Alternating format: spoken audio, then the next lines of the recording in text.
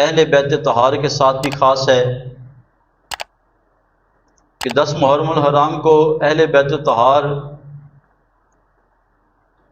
کہ نفوس قدسیہ نے امام حسین نے میدان کربلا میں ایسی آزمائش سے گزرے کہ جس کی تاریخ میں مثال نہیں ملتی۔ میدان کربلا کو خون سے رنگ دیا گیا، میدان کربلا میں پانی کو بند کیا گیا۔ وہ نواسہ رسول جو کہ حضور اللہ کے نبی صلی اللہ علیہ وسلم کی آنکھوں کے تارا ہیں، علی المرتضیٰ شیر خدا کے دل کا چین ہیں، سیدہ فاطمہ الزہرا رضی اللہ تعالی عنہا کے جگر ہیں، اور جو حضور کو بھی بڑے پیارے ہیں، جو علی المرتضیٰ شیر خدا کو بھی بڑے پیارے ہیں، سیدہ فاطمہ الزہرا کو بھی بڑے پیارے ہیں، صحابہ بھی جن سے پیار کرتے ہیں، حضور کی امت بھی جن سے پیار کرتی ہے، ان پر اور اہل بیت طہار کے نفوس قدسیہ پر ظلم و ستم ڈھائے گئے۔ وہ کسی نے کیا خوب لکھا ہے کہ جن کو دھوکے سے کوفہ بلایا گیا، جن کو دھوکہ سے کوفہ بلایا گیا، جن کے بچوں کو پیاسا رلایا گیا، جن کی گردن پہ خنجر چلایا گیا، اس حسین ابن حیدر پہ لاکھوں سلام۔ امام حسین نے میدان کربلا میں اتنی بڑی آزمائش سے گزرے کہ اگر ہم تاریخ اٹھا کر دیکھیں تو رونگٹے کھڑے ہو جاتے ہیں، اور انسان سوچتا ہے کہ اتنا بڑا سانحہ اور اتنا بڑا واقعہ میدان کربلا میں ہو کیسے گیا۔ اہل بیت طہار، حضور کا خاندان، اور سامنے والے بھی مسلمان جو کلمہ پڑھنے والے تھے، ان کا آمنا سامنا، مخالفت کرنے والے بھی مسلمان جو کلمہ پڑھ رہے تھے، اور ادھر اہل بیت طہار کا خاندان، اور پھر اتنا بڑا سانحہ ہو جانا۔ امام حسین کہ جب ولادت ہوئی نا تو آپ کی ولادت بھی کرامت تھی کہ آپ ماں کے پیٹ میں 6 ماہ رہے، 6 ماہ کے بعد آپ کی ولادت ہو گئی۔ تاریخ میں 2 شخصیات ہیں جن کی ولادت کرامت ہے، ایک امام حسین ہیں اور دوسرے اللہ کے نبی حضرت یحییٰ علیہ السلام ہیں کہ ان کی ولادت بھی 6 ماہ بعد، اور امام حسین کی ولادت بھی 6 ماہ بعد۔ آپ کی ولادت بھی کرامت تھی۔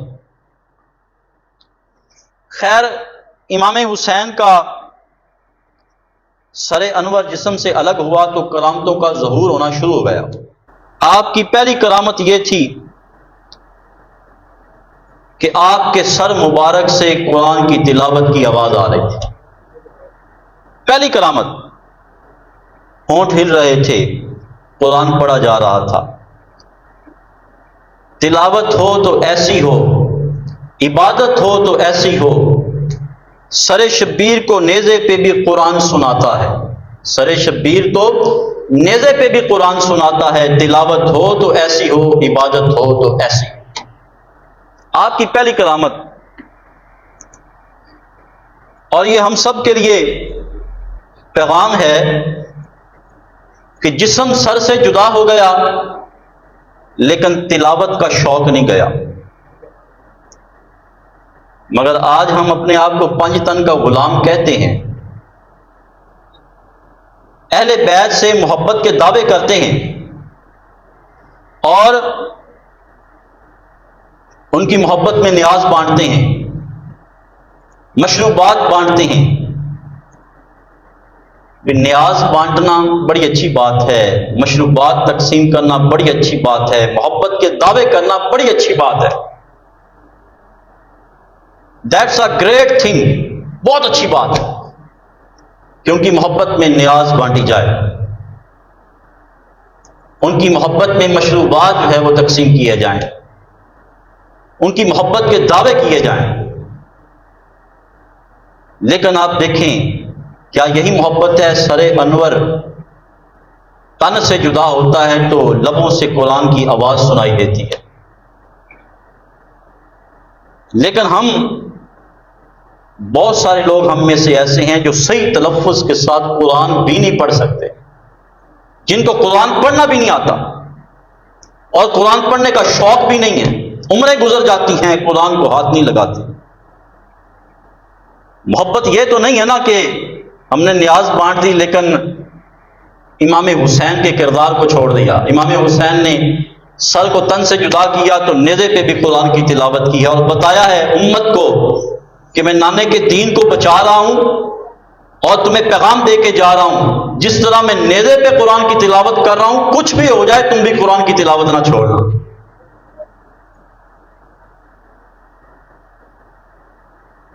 سر تن سے جدا ہو گیا، قرآن کے شوق کو نہیں چھوڑا۔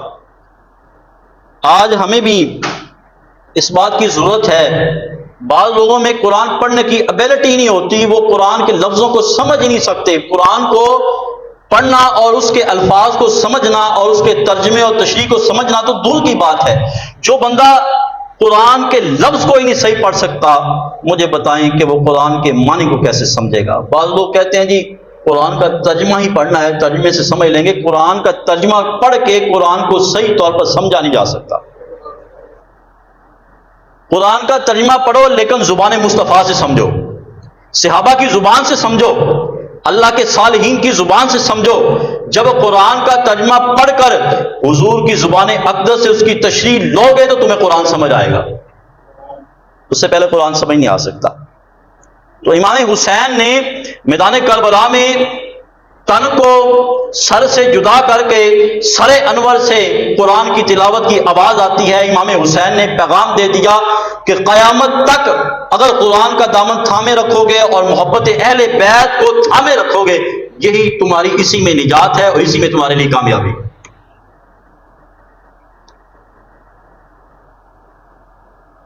وہ خولی بن یزید جو امام حسین کا سر انور لے کر نیزے پہ سوار کر کے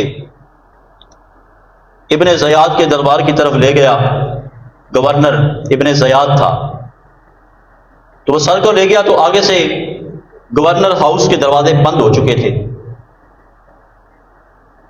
جب اس نے دروازہ بند دیکھا تو وہ سر انور کو لے کر کے اپنے گھر چلا گیا اور اپنی بیوی کے سامنے کہتا ہے، اس کی بیوی کا نام جو تھا وہ نوار تھا، اپنی بیوی سے کہتا ہے کہ تیرے لیے آج میں بڑا مال و زر لے کر آیا ہوں، بڑی دولت لے کر آیا ہوں۔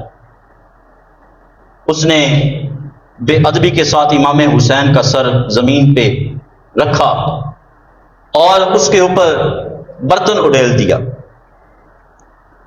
جب بیوی نے دیکھا، بیوی تو اہل بیت کی عاشق تھی، اہل بیت سے پیار کرنے والی تھی، اہل بیت سے محبت کرنے والی تھی۔ بیوی نے کہا اتنا بڑا تو ظالم ہے، لوگ اپنے گھر میں مال و زر لے کے آتے ہیں، دولت لے کے آتے ہیں، تو لے کر بھی آیا ہے تو نواسہ رسول کا سر لے کے آیا ہے، تجھے شرم نہیں آئی، تجھے حیا نہیں آئی، تو اتنا بڑا ظلم کر کے آ گیا ہے۔ بیوی نے اسی وقت کہا کہ میں تجھ سے جدا ہوتی ہوں، میں تیرے ساتھ نہیں رہ سکتی۔ وہ اپنے بستر سے اتری اور امام حسین کے سر مبارک کے پاس بیٹھ جاتی ہے اور بیٹھ کر تعظیم کرتی ہے، اور وہ کہتی ہے کہ جس برتن میں امام حسین کا سر تھا میں نے دیکھا کہ آسمان سے نور اترتا ہے اور اس برتن تک پہنچتا ہے، اور اس برتن کے ارد گرد جو سفید پرندے تھے وہ طواف کر رہے تھے، چکر لگا رہے تھے، گھوم رہے تھے۔ وہ سفید پرندے کون تھے؟ وہ اللہ کے بھیجے ہوئے فرشتے تھے۔ یہ کوئی عام سر تو نہیں نہ تھا، امام حسین کا سر تھا، اور اس حسین کا سر تھا جس کے بارے میں اللہ کے نبی صلی اللہ علیہ وسلم نے ارشاد فرمایا کہ یہ وہ حسین ہے جو جنت میں نوجوانوں کا سردار ہوگا۔ جس کے بارے میں اللہ کے نبی نے فرمایا کہ میں حسین سے پیار کرتا ہوں، اور جو بھی حسین سے پیار کرے گا وہ مجھ سے پیار کرے گا، جو مجھ سے محبت کرے گا وہ عرش والے رب سے پیار کرے گا۔ وہ حسین جو مسجد میں تشریف لاتے ہیں، حضور کی کمر پہ سوار ہوتے ہیں، سجدے کی حالت میں میرے مصطفیٰ سجدے سے سر کو نہیں اٹھاتے، حضور اپنے کندھوں پہ سوار کر کے چلتے ہیں، دیکھنے والا کہتا ہے کیا خوب سواری ہے، میرے مصطفیٰ فرماتے ہیں سواری کو دیکھتا ہے سوار کو نہیں دیکھتا، یہ بھی تو دیکھ کہ سوار کتنا خوبصورت ہے، اس کی عظمت اور اس کا مقام دیکھ کہ ایک وقت ایسا آئے گا کہ میدان کربلا میں خوش ہو کر مسکرا کر اپنے سر کو تن سے جدا کر دے گا۔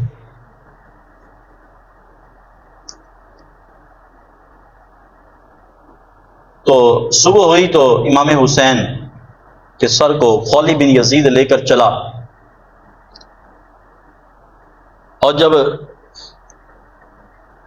آپ کی بیوی نے بیان کیا کہ ایسا نور اتر رہا تھا، آسمان سے اترتا بدن تک پہنچتا آپ کے سر مبارک تک۔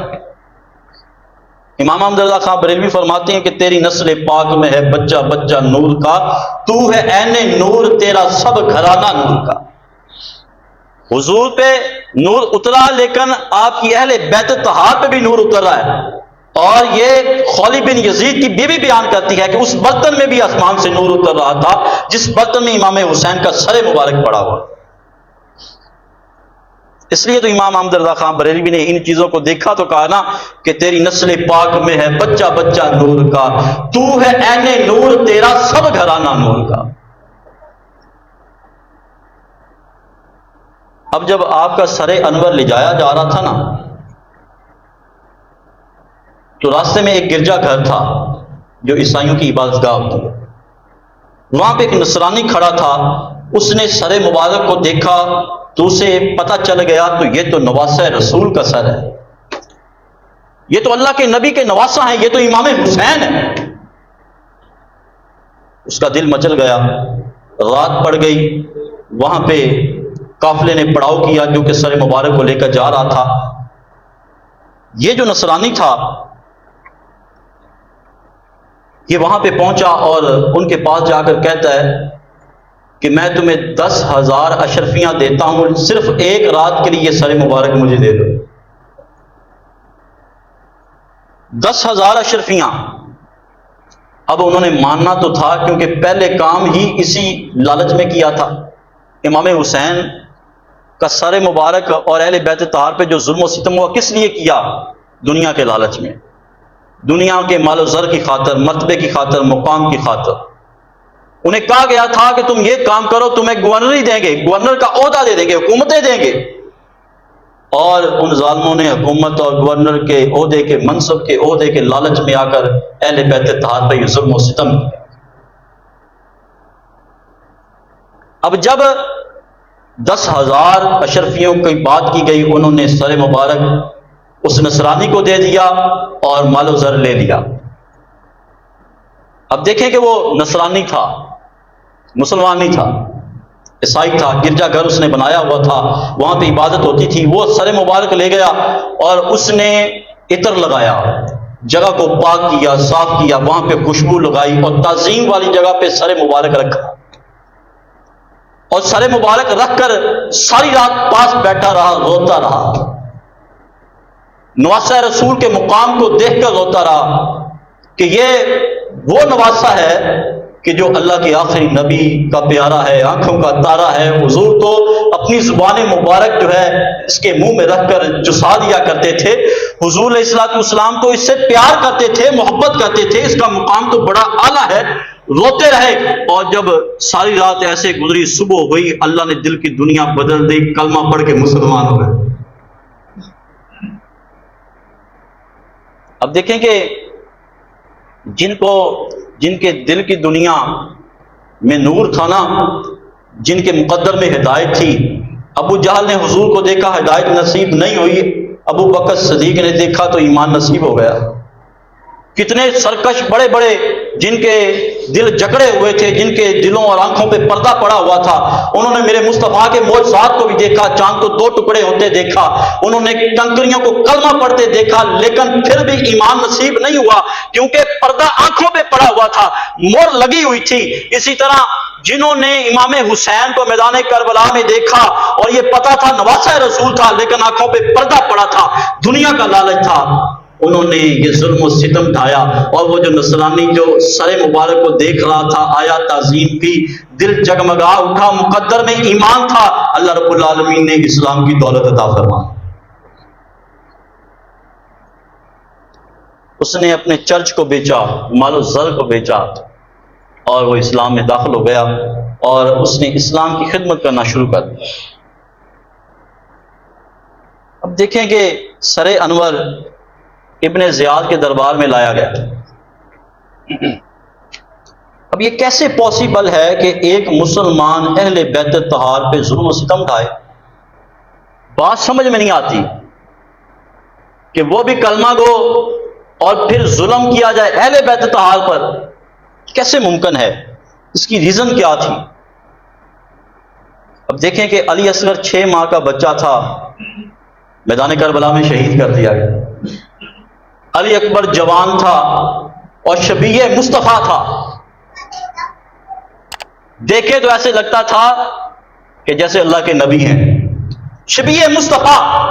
علی اکبر کو بھی میدان کربلا میں شہید، ظلم کے پہاڑ توڑے گئے، اور پہاڑ توڑنے والے کون؟ کلمہ گو مسلمان جو مسلمان تھے، کلمہ پڑھنے والے تھے، پہاڑ توڑنے والے وہ تھے۔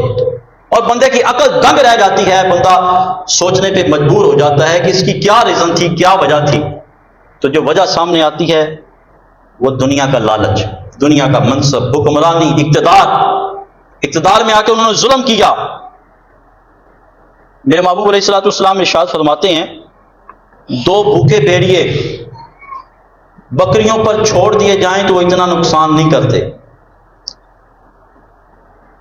جتنا نقصان مال و زر کا لالچ رکھنے والا انسان کرتا ہے۔ جتنا نقصان دین کو وہ پہنچاتا ہے جو مال و زر اور مرتبے کا لالچ رکھتا ہے، اتنا نقصان بھوکے بھیڑیے جو بھوکے ہوتے ہیں، جن کو بھوک لگی ہوتی ہے، وہ حملہ کریں، ظاہری بات ہے ان کا حملہ بڑا سخت ہوتا ہے، تو حملہ کریں کہ بکریوں کو اتنا نقصان وہ نہیں پہنچاتے جتنا لالچ رکھنے والا، دنیا کا لالچ رکھنے والا، منصب کا لالچ رکھنے والا، اقتدار کا لالچ رکھنے والا بندہ دین کو نقصان پہنچاتا ہے۔ کیونکہ یہ لالچ انسان کو اندھا کر دیتا ہے، مال و زر کا لالچ۔ اور یہی وجہ تھی کہ میدان کربلا میں ان کوفیوں نے، یزیدیوں نے، جنہوں نے اہل بیت الطہار پہ ظلم و ستم کیا، ان کو دنیا کے لالچ نے اور منصب نے اور اقتدار نے اندھا کر دیا تھا، اس لیے انہوں نے یہ کام کیا اور ظلم و ستم اہل بیت الطہار پہ ڈھائے۔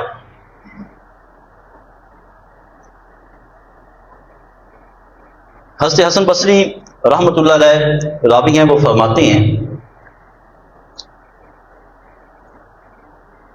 دنیا کی جو محبت ہے ہر برائی کی جڑ ہے، ہر برائی کی جڑ دنیا کی محبت ہے۔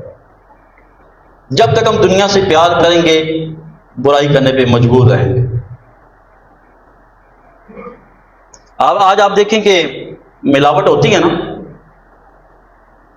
میڈیسن، دوائیوں میں بھی ملاوٹ ہوتی ہے، لوگ بیمار ہوتے ہیں اس میں بھی ملاوٹ کی جاتی ہے۔ ایک وجہ کیا ہے؟ دنیا کا لالچ، دنیا کا مال و زر۔ ترس نہیں آتا کوئی بندہ بیمار ہے اور دوائی ایسی تیار کی جاتی ہے کہ اس میں بھی ملاوٹ ہوتی ہے، وہ تندرست ہونے کی بجائے اور زیادہ بیمار ہو جاتا ہے۔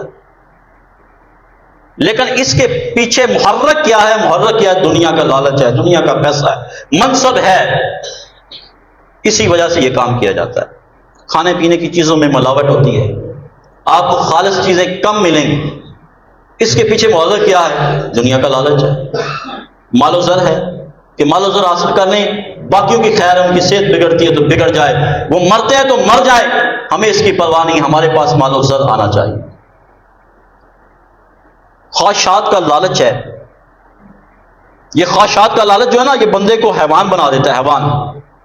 آپ دیکھیں نا کہ آپ کو آئے دن ایسی خبریں ملتی ہیں کہ چھوٹے چھوٹے بچوں کے ساتھ غلیظ حرکتیں اور جو ہے ظلم و ستم، عورتوں کا قتل، ان کے ساتھ زیادتیاں، ظلم و ستم، یہ کہ خواہشات کی جو حیوانیت ہے بندے پہ جب غالب آتی ہے تو بندہ اس حد تک پہنچ جاتا ہے کہ حیوان بھی وہ کام نہیں کرتا جو انسان کر جاتا ہے۔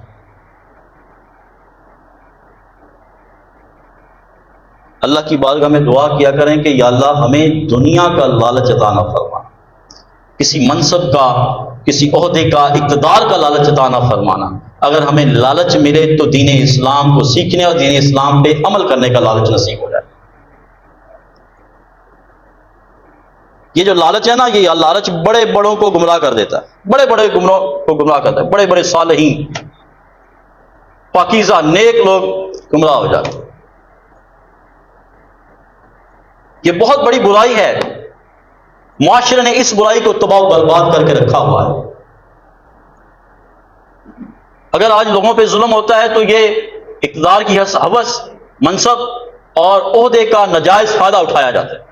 جو بھی اقتدار میں آ گیا، عہدے میں آ گیا، منصب مل گیا، وہ سمجھتا ہے کہ مجھے کس نے پوچھنا ہے، میں جو مرضی کر لوں، مجھے پوچھنے والا کون ہے۔ لیکن خدا کی قسم، کوئی پوچھے نہ پوچھے، لیکن غریب کی آہ سے بچنا چاہیے۔ غریب کی آہ تو وہاں پہ پہنچتی ہے جہاں پہ کوئی بھی نہیں پہنچتا۔ عرش جو ہے وہ پھاڑ کر بھی غریب کی آہ اللہ کی بارگاہ میں پہنچ جایا کرتی ہے۔ اور جس کے خلاف اللہ رب العالمین ہو جائے، مطلب یہ کہ اللہ جو ہے جس کے ساتھ ہو جائے دوسرے کے خلاف ہے، تو جس کے ساتھ اللہ ہو جائے تو دوسرے کا بیڑا غرق ہو جاتا ہے، کیونکہ اس نے اپنے رب کو ناراض کر لیا۔ ایک بلم بن باورا، ان کا حوالہ آتا ہے، بلم بن باورا بڑا صالح تھا، نیک تھا، اس میں اعظم کا علم اس کے پاس تھا۔ قرآن بیان کرتا ہے بلم بن باورا اس میں اعظم کا اس کے پاس علم تھا، اور وہ جو بھی دعا کرتا اس کی دعا قبول ہو جایا کرتی۔ عبادت گزار تھا، اللہ کو یاد کرنے والا، جو بھی دعا کرتا اللہ اس کی دعا کو قبول فرماتا۔ ایک دن بنی اسرائیل کے کچھ لوگ مال و زر لے کر آئے اور بلم بن باورا کو کہا کہ یہ مال و زر تیرا ہے، موسیٰ علیہ السلام کے خلاف بد دعا فرما دے۔ بلم بن باورا کہتا میں نبی کے خلاف دعا کروں؟ یعنی کہنے کا مقصد یہ تھا کہ مال و زر اور لاؤ، اتنے میں تمہیں نہیں کر دعا کروں گا۔ اب بنی اسرائیل کے لے جو نا وہ مال و زر اور لے کے آئے، بہہ گیا، صالح تھا، نیک تھا، عبادت گزار تھا، دعائیں قبول ہوتی تھیں، جو بھی دعا کرتا قبول ہو جاتی۔ لیکن جب لالچ آیا مال و زر کا، تو اب اس نے موسیٰ علیہ السلام کے خلاف دعا کی نا۔ اب جو بھی دعا کرتا موسیٰ علیہ السلام کے خلاف، اس کی زبان جو ہے اسی کے خلاف دعا کر دیتی۔ اب وہ یہ سمجھتا شاید یہ زبان میرے اختیار میں ہے، اور اللہ کے بندے ہمارے اختیار میں کچھ نہیں ہے، یہ سارے کے سارے اس اللہ رب العالمین کے اختیار میں ہے۔ وہ دعا موسیٰ علیہ السلام کے خلاف کرتا، لیکن اسی کی زبان سے اسی کے خلاف بد دعا نکلتی، یہاں تک کہ اس کی زبان لمبی ہو کر لٹک گئی، لمبی ہو کر لٹک گئی، اللہ کا اس پہ عذاب آ گیا، اور اسی طرح ذلت میں رسوا ہو کر اس کی موت واقع ہوئی۔ اب یہ روایت میں ملتا ہے کہ یہ جو بلم بن باورا ہے، قیامت کے دن اللہ تعالیٰ اس کو کتے کی شکل میں جہنم میں داخل فرمائے۔ دیکھیں کتنا نیک پارسا بندہ، دعائیں قبول ہوتی، مستجاب الدعا، لیکن کیا ہے کہ اب اللہ رب العالمین کتے کی شکل میں جہنم میں داخل فرمائے گا۔ کس وجہ سے؟ دنیا کے لالچ میں آ کے، دنیا کے مال و زر میں آ گیا، دنیا کے جو ہے منصب کے مال و زر میں آ کے، مال و زر کے لالچ میں آ گیا کہ مجھے مال و زر مل جائے گا، اور اللہ کے نبی کے خلاف دعا کرنا شروع کر دیا۔ اور جو اصحاب کہف کا کتا ہے، اللہ رب العالمین قیامت کے دن اس کو بلم بن باورا کی شکل دے کر انسان بنا کر جنت میں داخل فرمائے۔ تو میدان کربلا میں کیا تھا؟ یہی تھا نا، لالچ تھا، اقتدار کی جنگ تھی، وہ اقتدار چاہتے تھے، حکمرانی چاہتے تھے۔ لیکن آپ یہ یاد رکھ لیں، اقتدار ہمیشہ کا نہیں ہوتا، حکمرانیاں ہمیشہ کی نہیں ہوتی۔ یزید جو ہے محبوبہ کے ساتھ ویرانے میں گیا، محبوبہ نے یزید کو مار دیا، کئی دن تک وہاں پہ لاش پڑی رہی، کیڑے کھاتے رہے، لاش کا برا حال ہو گیا۔ جب ملی تو لاش کا حلیہ بگڑا ہوا تھا۔ اور وہ جو ابن زیاد تھا، یزید کے بعد سب سے بڑا جو مجرم تھا نا، وہ ابن زیاد تھا۔ ایک مختار سقفی گزرا ہے، اس نے حکم جاری کیا، حکم نامہ جاری کیا کہ جو بھی اہل بیت طہار کے قتل میں شریک ہے اس کو قتل کر دیا جائے۔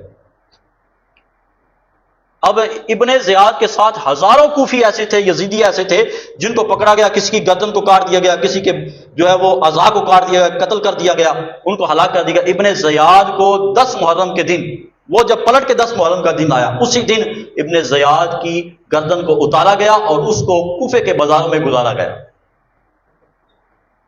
ذلت ہوئی، رسوائی ہوئی۔ اب دیکھیں کہ ان کو یاد کرنے والا کوئی نہ ہوا، ذلت رسوائی ان کے مقدر میں ہوئی، لیکن امام حسین اہل بیت طہار کا ڈنکا آج بھی دنیا میں بجتا ہے۔ ان سے محبت اور پیار کرنے والے آج بھی دنیا میں موجود، اور قیامت تک ان کی محبت کا اور اہل بیت طہار کی محبت کا ڈنکا بجتا رہے گا، اور ان کی محبت کے دعوے کیے جائے رہے اور ان کی تعریفات کی جائیں۔ اب یہ ابن زیاد اور یزید کے ساتھ ہوا، اور یہی جو مختار ثقفی تھا نا، کچھ عرصے بعد اس نے نبوت کا دعویٰ کر دیا۔ اب دیکھیں کہ کام کتنا بڑا کیا کہ جو اہل بیت سے جنہوں نے کربلا میں ظلم کیا ان کو قتل بھی کروا دیا۔ اتنا بڑا کام، اہل بیت سے محبت اتنی بڑی کرنے والا، اور حال کیا، اس نے نبوت کا دعویٰ کر دیا۔ اور جب نبوت کا دعویٰ کیا، ذلت ہو کے رسوائی ملی، اسی حالت میں اس کی موت واقع ہوئی۔ اب دیکھیں اہل بیت سے اتنی محبت کرنے والا، اتنا بڑا کام کرنے والا، اب سوال یہ پیدا ہوتا ہے کہ وہ نبوت کا دعویٰ کیسے کر گئے؟ بھئی وہی بات بلم بن باورا والی، کتنا نیک تھا، لالچ میں آیا، گمراہ ہو گیا۔ اور یہی بات دیکھیں مختار صف کی لالچ میں آ گیا، یہ کہتا مجھ پہ وہی نازل ہوتی ہے، منصب کے لالچ میں آ گیا، عہدے کے لالچ میں آ گیا، اپنی مشہوری کے لالچ میں آ گیا۔ جب لالچ میں آیا تو اپنا ایمان گوا گیا، ذلت ملی، رسوائی ملی، اور کچھ نہ ملا۔ سب سے قیمتی چیز جو ہے وہ ایمان ہے۔ آج کے اس تقریر میں ایک سبق میں آپ کو یہ دیکھے جا رہا ہوں کہ سب سے قیمتی چیز کیا ہے؟ ایمان۔ ایمان کی حفاظت کریں، سب سے قیمتی ہے۔ جیسے ہم اپنی چیزوں کی حفاظت کرتے ہیں، آپ کرتے کہ نہیں کرتے؟ اپنے گھر کی حفاظت کرتے ہیں، اپنے کپڑوں کی حفاظت کرتے ہیں، گاڑی کی حفاظت کرتے ہیں، موٹر سائیکل کی حفاظت کرتے ہیں۔ جیسے اپنی قیمتوں چیزوں کی ہم حفاظت کرتے ہیں، ایسے ہی ان سے سب سے زیادہ جو قیمتی چیز ہے نا وہ ایمان ہے۔ اگر ایمان ہے تو سب کچھ ہے، ایمان نہیں تو کچھ بھی نہیں ہے۔ اگر خاتمہ ایمان پہ ہو گیا تو کامیابی ملے گی، خاتمہ ایمان پہ نہ ہوا تو چاہے ساری زندگی عبادتیں کرتا رہو، سجدے میں جو ہے وقت گزرا اور راتیں سجدے میں گزری ہوں، لیکن خاتمہ ایمان پہ نہیں ہوا تو اس کو پلے کچھ بھی نہیں رہا، اس کی کامیابی اس کو نصیب نہیں ہوگی۔ تو سب سے آپ دیکھیں کہ ہم ہر چیز کی حفاظت کرتے ہیں، لیکن آپ دیکھیں ایک دو ہفتوں کا اجازہ لے لیں کہ آپ نے جو ہے وہ کتنی بار یہ اللہ کی بارگاہ میں دعا کی کہ یا اللہ ہمارے ایمان کی حفاظت فرما۔ ایمان کی حفاظت بڑی مشکل ہے، چاہے جتنا بھی بندہ بزرگ ہو نا، اس پہ بھی۔ یہ بلم بن باورا کی میں نے آپ کے سامنے مثال پیش کی، مختار ثقفی کی مثال پیش کی، انہوں نے کتنے بڑے کام کیے لیکن پھر بھی ایمان سے ہاتھ دھو بیٹھے۔ تو یہ جو لالچ ہے یہ بڑوں کی جو نا وہ ایمان کو تباہ برباد کر کے رکھ دیتا ہے۔ دنیا کے لالچ اور منصب میں نہ آئیں، دعا کیا کریں یا اللہ ہمارے ایمان کی حفاظت کرو۔ اور یہی کردار جو ہے امام حسین نے کربلا کے میدان میں پیش کیا ہے۔ امام حسین نے سجدے کو ترک نہیں کیا، سجدے کو ترک نہیں کیا، گردن کو اتروا دیا، لیکن ہم کیا کرتے ہیں؟ سجدے کو ترک کر کے بیٹھے ہوئے۔ اللہ ہمیں نعمتیں دیتا ہے تو ہمارے سجدے بڑھنے چاہیے، لیکن اللہ نعمتیں دیتا ہے ہماری خطائیں بڑھنا شروع ہو جاتی۔ اللہ نعمت دے، سجدوں کو بڑھاؤ، اللہ کے شکر کو بڑھاؤ، اللہ کے ذکر کو بڑھاؤ، نماز پڑھا کرو، قرآن کی تلاوت کیا کرو۔ دوستو اسی میں کامیابی ہے، اگر اس سے ہٹ جاؤ گے تو کامیابی نصیب نہیں ہوگی۔ دنیا عارضی ہے، ختم ہونے والی۔ اللہ رب العالمین کی بارگاہ میں دعا ہے اللہ تعالیٰ ہمیں امام حسین اہل بیت طہار کے کردار پر عمل